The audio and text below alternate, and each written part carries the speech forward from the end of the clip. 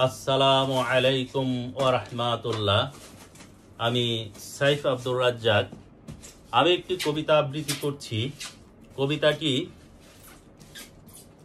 এ সমাজ বসবাসের অযোগ্য কাব্যগ্রন্থ থেকে নেওয়া হয়েছে।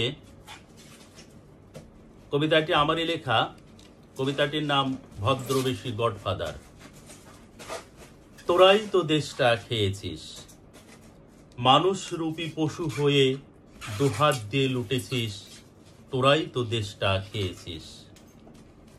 ইট পাথরের দালানে বসে পোশাকটা বেশ মেজে ঘষে হৃদয় ভরা মেঘ নিয়ে ঠাকুর দাদা সেজেছিস। তোরাই তো দেশটা খেয়েছিস।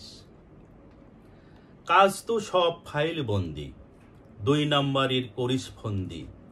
মুখে মধু বুকে বিষ, দাঁত ফিকিয়ে অট্ট হাসিস। তোরাই তো দেশটা খেয়েছিস। সাজিস তোরা ফুলসা বাবু, সাধারণের করিস কাবু।